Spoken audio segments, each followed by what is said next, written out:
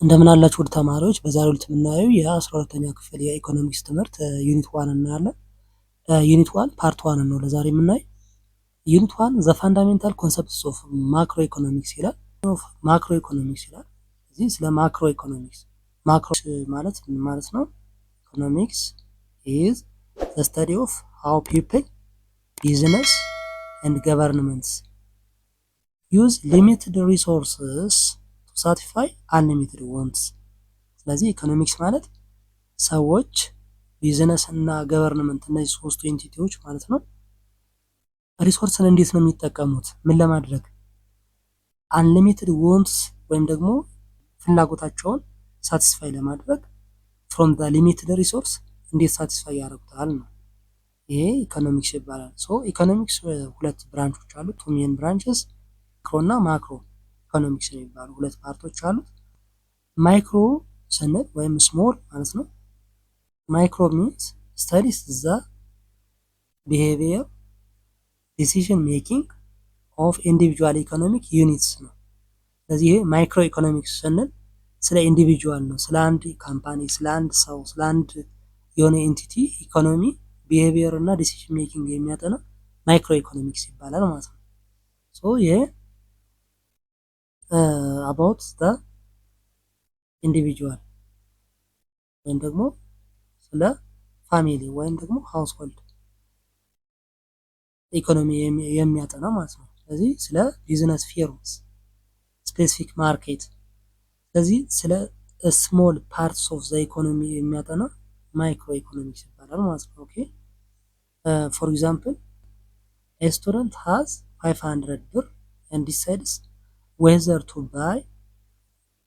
አንድ ተማሪ ለምሳሌ ምን ቢኖረው 500 ብር ቢኖረው እና ይህንን 500 ብር መጽሐፍ ለመግዛት ሊሆን ይችላል፣ ወር ደግሞ ጫማ ለመግዛት ዲሳይድ ሊያደርግ ይችላል። ስለ አንድ ሰው ስለ አንድ ተማሪ ኢኮኖሚ እያወራን ነው ማለት ነው።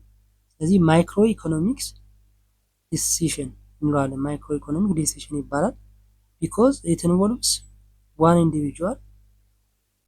ስለዚህ ስለ አንድ ተማሪ እያወራን ስለሆነ ስለ ዋን ኢንዲቪጁዋል እያወራን ስለሆነ ማይክሮ ኢኮኖሚክስ ይባላል ማለት ነው። ሁለተኛው ኤግዛምፕል ኤ ቤከሪ ኢንክሪዝ ዘ ፕራይስ ኦፍ ዘ ብሬድ ፍሮም 20 ብር ቱ 25 ብር ማለት ነው። 20 ብር ወደ 25 ብር ቢያስገባ አንድ ዳቦ ቤት ማለት ነው ከስተመሮቹ ይቀንሳሉ አይደለ? ዋጋ ሲጨምር ከስተመር ይቀንሳል when the price increased ማለት ነው። ሶ this is the microeconomic issue። ምክንያቱም ስለ አንድ ዳቦ ቤት ነው እያወራ ያለው፣ ስለ አንድ ዳቦ ቤት እና ስለ ከስተመሮቹ about it studies about the behavior of one business ወይም ስለ አንድ ዳቦ ቤት plus its customers እያወራ ስለሆነ ይሄ ማይክሮ ኢኮኖሚክስ ይባላል ማለት ነው። ሶስተኛው ኤግዛምፕል ኢትዮ ቴሌኮም ሬዲዩስስ ኢንተርኔት ፕራይስ። ለምሳሌ በአሁኑ ሰዓት በቀን 95 ብር ነው አይደለ? በቴሌብር ስንከፍል አንሊሚትድ ግን ይህንን 95 ብር ወደ 60 ብር ዝቅ ቢያደርግ ሞር ፒፕል ምን ያደርጋል? ሰብስክራይብ ቱ ዘ ኢንተርኔት ፓኬጅ። ብዙ ሰው ዋጋ ሲቀንስለት የኢንተርኔት ፓኬጁን መጠቀም ይጀምራል ማለት ነው። ይሄኛው ምን እያጠና ነው ማለት ነው? ኢት ስተዲስ ዘ ቢሄቪየር ኦፍ ኮንሱመርስ ኤንድ አባውት ዋን ካምፓኒ። ስለ ዋን ካምፓኒ ወር ደግሞ ስለ ኢትዮ ቴሌኮም እያወራን ስለሆነ this is ማይክሮ።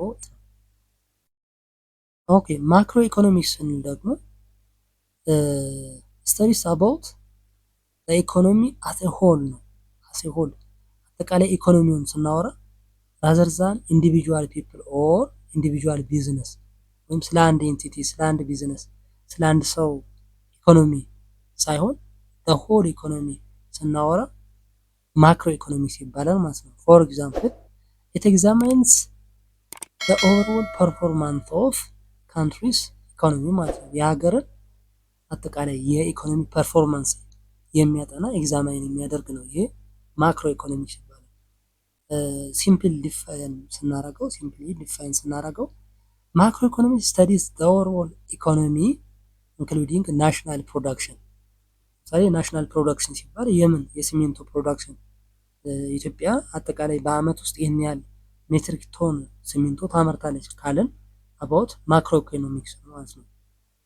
ስለ ኤምፕሎይመንት፣ ስለ ስራ፣ ስለ ኢንፍሌሽን ለምሳሌ በ8.3% ኢንፍሌት አድርጓል የዚህ ወር የዋጋ ግሽበት ስንል ኢትስ አባውት ማክሮ ኢኮኖሚክስ። ስለ ኢኮኖሚክ ግሮዝ ለምሳሌ ኢትዮጵያ የዚህ ዓመት 11.5 ነው እያደገች ያለችው ኢትዮጵያ የዚህ ዓመት እድገቷ 11.5 ነው ካለን የኢኮኖሚክ ግሮዝ እያወራን ስለሆነ ኢትስ ማክሮ ኢኮኖሚክስ ኤንድ ኦልሶ ገቨርንመንት ፖሊሲስ ስናወራ ኢትስ አባውት ማክሮ ኢኮኖሚክስ ነው ማለት ነው።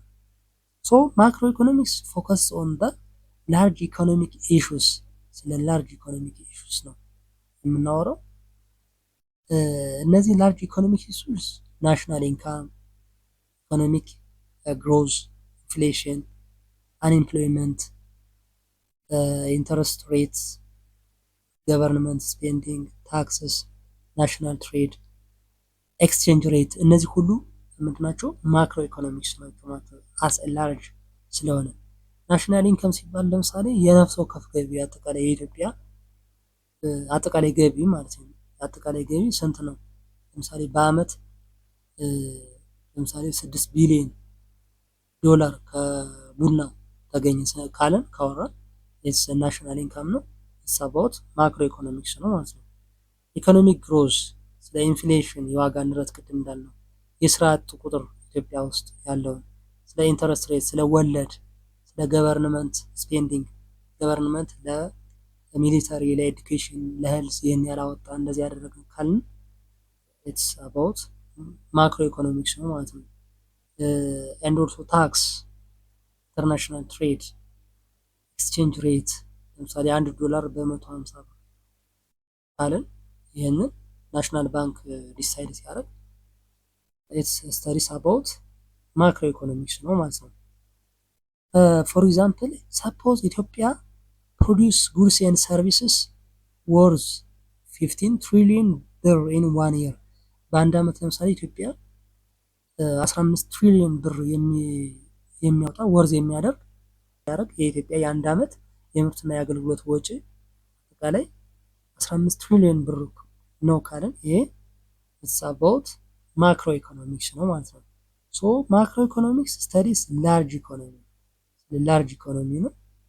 እስኪ ልዩነታቸውን ነው በቴብል ማለት ነው። ማይክሮ እና ማክሮ ኢኮኖሚክስ ልዩነታቸው ምንድን ነው? ማይክሮ ኢኮኖሚክስ ስተዲስ ኢንዲቪጁዋል ኤንድ ፊርምስ፣ ማክሮ ኢኮኖሚክስ አባውት ዘ ሆል ኢኮኖሚ ማለት ነው። ኤንድ ማይክሮ ኢኮኖሚክስ ፎከስ ኦን ዋን ማርኬት፣ ስለ ዋን ማርኬት ስለ አንድ ማርኬት ፎከስ ያደርጋል። ማክሮ ኢኮኖሚክስ ደግሞ ስለምን ፎከስ ያደርጋል? ኦል ማርኬትስ ቱጌዘር ማለት ነው። ይሄኛው ስሞል ስኬል አናሊሲስ ነው የሚሰራው፣ ይሄኛው ደግሞ ላርጅ ስኬል ነው ማለት ነው። ስተዲስ ኢንዲቪጁዋልስ ፕራይስስ፣ ስለ ኢንዲቪጁዋል ስለ እያንዳንዱ ሰው። ቅድም ለምሳሌ አንድ ተማሪ 500 ብር አለው፣ በዛ 500 ብር መጽሐፍ ሊገዛበት ይችላል፣ ወይም ደግሞ ጫማ ሊገዛበት ይችላል አለና ስለ ኢንዲቪጁዋል ካወራን ኢትስ አባውት ማይክሮ ኢኮኖሚክስ ነው ማለት ነው። ማክሮ ኢኮኖሚክስ ደግሞ ኦቨርኦል ፕራይስስ ኦር አጠቃላይ የኢንፍሌሽን ለምናወራው ማለት ነው። ሶ ዋን ፊርምስ ፕሮዳክሽን ለምሳሌ ቅድም ስለ አንድ ዳቦ ቤት አውርተናል አይደል? ስለ አንድ ዳቦ ቤት ካወራን ኢትስ ማይክሮ ኢኮኖሚክስ ነው።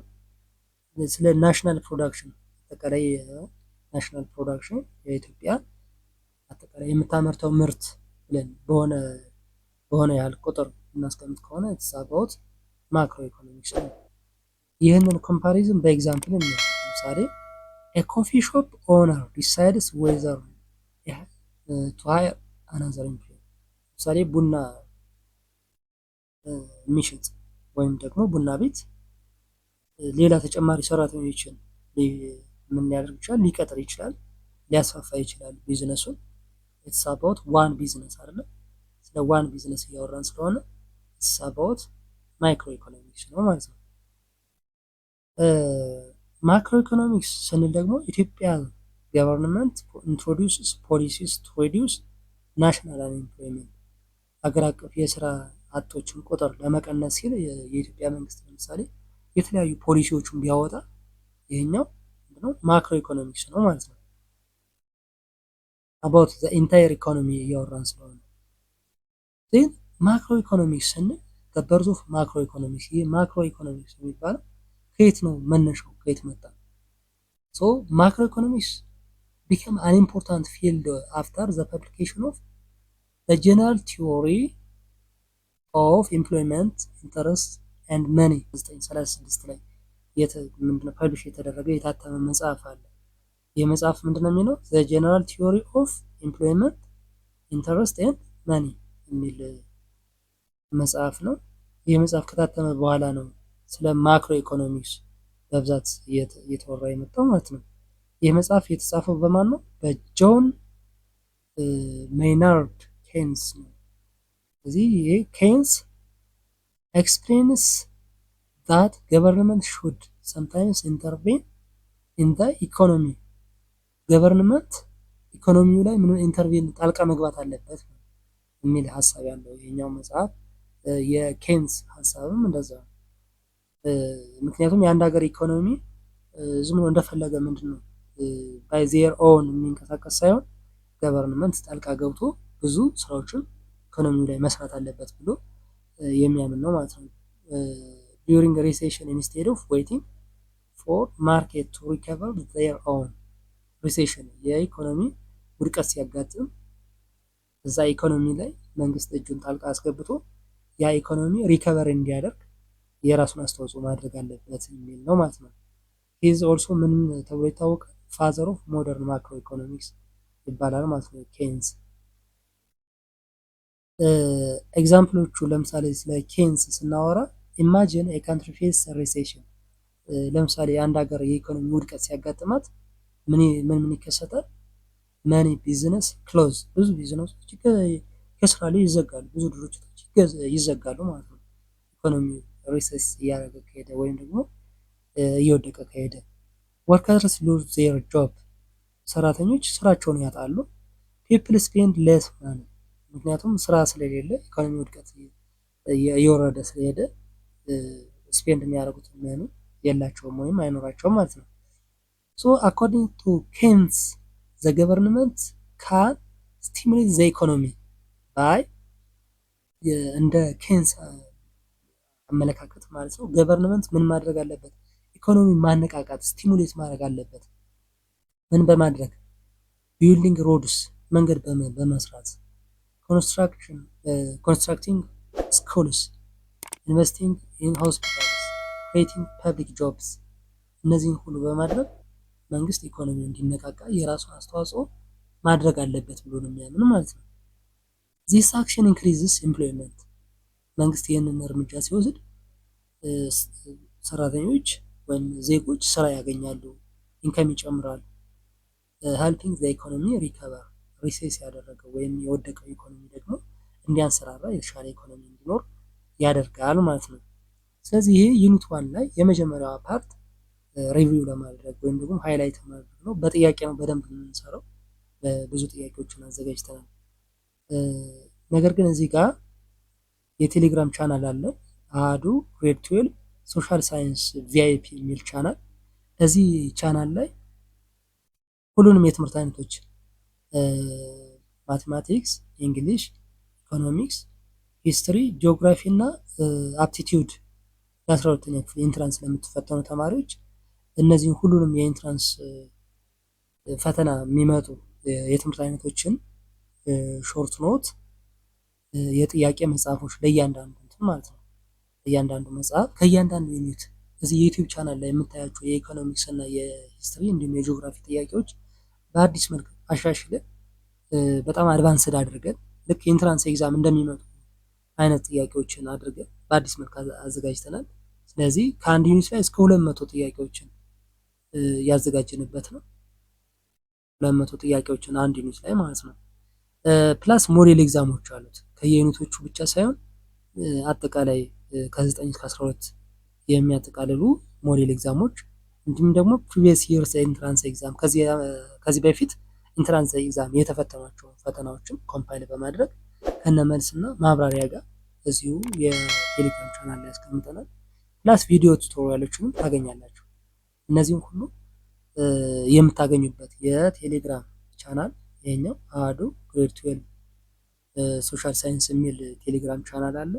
ይህንን የቴሌግራም ቻናል ጆይን ለማድረግ 450 ብር ብቻ ትከፍላላችሁ። ይህን 450 ብር ከፍላችሁ አመቱን ሙሉ መማር ትችላላችሁ። አንዴ ብቻ ነው የምትከፍሉ ማለት ነው። ከዚህ በፊት ለምሳሌ 11ኛ ክፍል የሶሻል ሳይንስ የገዛችሁ ተማሪዎች ካላችሁ ድጋሜ መክፈል አይጠበቅባችሁም። በዚህ ዓመት የ11ኛ ክፍል በነፃ ነው የምትጠቀሙ ማለት ነው። ስለዚህ ይህንን 450 ብር ለ12ኛ ክፍል ከፍላችሁ ከላይ ያሉት ሁሉንም የትምህርት አይነቶች ጆይን አድርጋችሁ በቀላሉ ማግኘት ትችላላችሁ።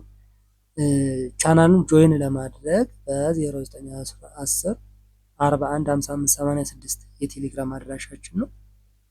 ጆይን ማድረግ እፈልጋለሁ ብላችሁ ክፍላችሁን እና ሶሻል ነው ኦር ናቹራል የሚለውን ጻፉልን ማለት ነው። ለምሳሌ 12ኛ ክፍል ሶሻል ግሬድ 12 ሶሻል ብላችሁ ጆይን ማድረግ እንፈልጋለን ብላችሁ ጻፉልን። እኛ ጆይን እንድታደርጉ እናግዛችኋለን ማለት ነው። ስለዚህ እነዚህ ከላይ ያሉት የተለያዩ የትምህርት አይነቶች በተለያዩ መምህራን የተዘጋጁ ለኢንትራንስ ኤግዛም በቀላሉና በአጭር ጊዜ ውስጥ እንድትዘጋጁ የሚያግዟችሁ ናቸው ማለት ነው። ለዚህ ዩቲዩብ ቻናል አዲስ ከሆናችሁና ሰብስክራይብ ካላደረጋችሁ ሰብስክራይብ እያደረጋችሁ ቤተሰብ ሁኑ። አብረን እንቀጥላለን። ለጓደኞቻችሁም ሼር እያደረጋችሁ እንላለን። በሚቀጥለው በሌላ ቶፒክ እስከምንገናኝ ሰላም ሁኑ።